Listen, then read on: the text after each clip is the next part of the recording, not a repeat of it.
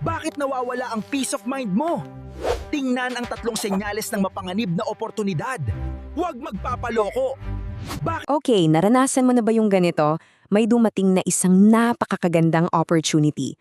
Yung tipong, wow, sakto talaga sa mga pinagdadasal mo. Pero, imbes na purong saya, parang may kasamang kaba, may pag-aalinlangan. Alam mo yun? Yung pakiramdam na parang may mali, pero hindi mo maituro kung ano ba talaga yun. Kung nakaka-relate ka, well, hindi ka nag-iisa. Kasi madalas, yung iniisip natin na bawat magandang alok ay biyaya na agad, di ba? Pero paano kung ang ilan sa mga ito ay isa palang patibong, isang distraction na magiging pabigat lang sa buhay natin sa huli? At ito yung kailangan nating tandaan. Isipin mo, ang ilan sa mga bukas na pinto na yan, parang mga shortcut lang sila nangangako ng mabilis na tagumpay. Pero ang totoo, sinusubok lang pala nito ang mga prinsipyo mo. At ang pinakamasaklap, sa huli, nanakawin nito yung pinakamahalaga sa lahat, yung kapayapaan mo. Alam mo, para mas maintindihan natin to, gusto kong maging totoo sa inyo. Hayaan nyo akong ibahagi yung isang personal na karanasan kung saan yung isang akala kong blessing naging isang napakamahal na aral pala.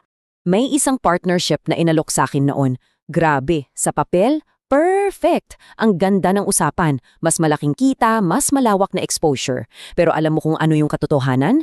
Yung naging kasosyo ko, hindi pala naging tapat. Ang resulta? Ayun, nalugi kami ng milyong-milyon. At mas masakit pa, nasira yung brand na pinaghirapan naming itayo. Ang laking sampal. At doon ko talaga natutunan yung aral na hinding-hindi ko makakalimutan. Dahil lang available ang isang bagay, hindi ibig sabihin na para sa'yo na yon. Kadalasan yung mga peking oportunidad, maingay yan tila nagmamadali. At yan mismo, yon ang malinaw na senyales na hindi ito yung biyaya na nakalaan para sa'yo. So, paano nga ba natin malalaman kung ang isang opportunity ay biyaya o isa lang distraction? May tatlong senyales tayong dapat bantayan. Unahin natin yung una. Hinihingi ba nitong talikuran mo yung mga prinsipyo mo? Bigyan kita ng halimbawa.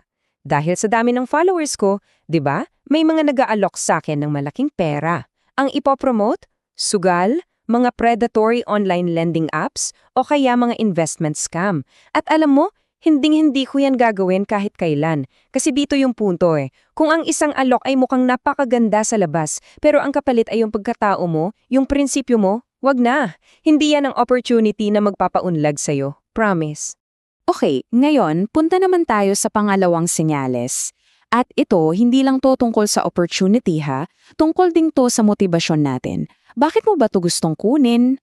Sinasabi mo ba yung oo dahil nape-pressure ka? Kasi natakot ka na baka maunahan ka ng iba? O baka iniisip mo na, naku, baka ito na ang huling chance? Tandaan mo, okay lang na makuha yan ng iba. Lalo na kung hindi naman talaga yan nakalinya sa tunay mong layunin. Huwag na huwag kang magdedesisyon dahil lang sa takot na mapag-iwanan. At ito, lagi nating tatandaan, ang tamang bagay pero nasa maling panahon ay mali pa rin. Kapag nagdesisyon tayo dahil sa takot na mapag-iiwan o yung tinatawag na FOMO, tayo na mismo yung sumisira sa potential ng opportunity na yon, kahit gaano pa yan kaganda sa simula. At heto na, yung pangatlo. At para sa akin, ito ang pinakamahalagang senyales sa lahat.